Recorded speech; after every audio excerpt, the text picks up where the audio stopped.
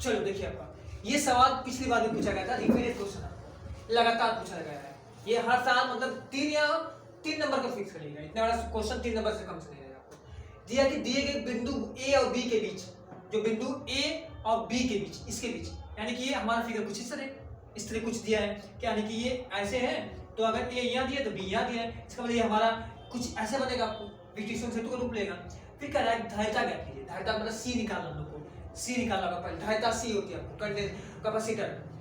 यदि ए और बी के बीच मध्य 15 वोल्टेज हो, जो इसके बीच वोल्टेज हो, मतलब कि जो विभव देंगे आपको 15 हो, फिगर में दिखाया नहीं है, फिगर में नहीं दिखाया है, ठीक है, तो जोड़ दे तब संधारित्र आवेश की मात्रा ज्ञात करें, यानी कि हमें Q और C दोनों निकालना है। संधारित्र होता है C और आवेश होता है Q, बस क्या लिखेगा Q और C ये दोनों निकालना है। तो सबसे पहले बच्चे कंफ्यूज क्या होते हैं कि ये तो दिया है, इसका मतलब संधारित्र है, वो जोड़ देते हैं, तो ये मत करिएगा। इसका सिंपल फंडा ये है कि अगर हमारा जो ये कट बना है और ये 5 है, तो इसका मतलब है ये विकिरण सेतु का निर्माण करेगा, यहाँ पे विकिरण सेतु का, बस ये दिया रहेगा, हाउस हम नहीं बना रहेगा। आपको सबसे पहले दिमाग में आपको करना है कि विकिरण सेतु बना देगा, 1 नंबर यहीं मिल जाएगा आपको।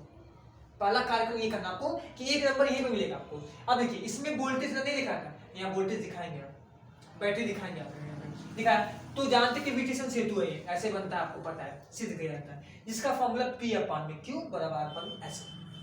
अब वैल्यू लग गया P का, यहाँ से Q का रखा, R का रखा, S का रखा। ये को छोड़ दीजिएगा, मूड करेगा अगर आपका, तो आप क्या कर सकते हैं कि 1 बराबर 1 करके लिख सकते हैं, क्योंकि काटेगा एक दोनों का 1 बराबर 1 लिख सकते हैं। अब चलते संधारित्र पर, क्योंकि संधारित्र निकालना है, तो संधारित्र निकालेंगे, फॉर्मूला होता है C1 गुणे C2, फॉर्मूला याद रखिएगा, ये होता है।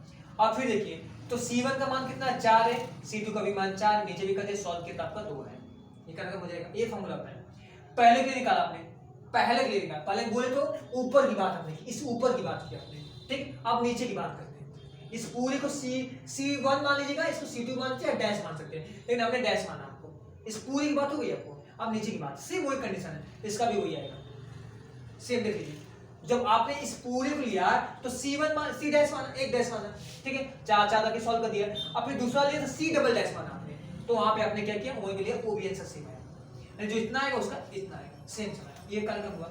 अब फिर देखिए फिर से अगेन क्या किया, पूरे को जोड़ना है, क्योंकि कहा तो है जोड़ देते संधारित्र पर आवेश कितना होगा, तो पहले हम जोड़ेंगे किसको, इसको और इसको जोड़ेंगे, C1 डैश वाले को और C डबल डैश वाले को जोड़ेंगे। मन करेगा C1 C2 भी लगा सकते हैं आपका, ठीक है, तो C1 C2 भी लगा सकते हैं। तो देखिए यहाँ जोड़ा गया है C बराबर C1 प्लस C2 पूरे को, तो 4 आ गया। यहाँ तक तो आपका संधारित्र वाला कार्यक्रम खत्म हो गया, ठीक है, यानी पहला जो हमें पूछा था वो हमारा कार्यक्रम खत्म हुआ। अब देखिए आवेश का फॉर्मूला होता है Q बराबर CV, ये आवेश का फॉर्मूला होता है हर जगह, ठीक है, तो फॉर्मूला होगा Q बराबर CV, तो हमने लिखा C1 डैश लिखा, इसका मतलब कि हम यहाँ पे इसका मान रखेंगे 1 डैश वाले का, तो हमने निकाला इतना आ गया। अब दूसरा का जब निकालेंगे तो डबल डैश लगाएंगे, अब दोनों का आंसर देखिए सेम सेम आ गया, ठीक है। हाई होता है माइक्रोफैरेड में होता है, लेकिन हमने इसको कूलम चेंज कर दिया, आपको पता है इतना तक, तो ये आंसर इस पूरे का इस पर फिर से इस तरह आपको फिक्स क्वेश्चन है, ये रिपीटेड क्वेश्चन पिछली बार भी आया था आपको, ठीक है, इससे पूरा आएगा, सिंपल क्वेश्चन 3 नंबर में आएगा।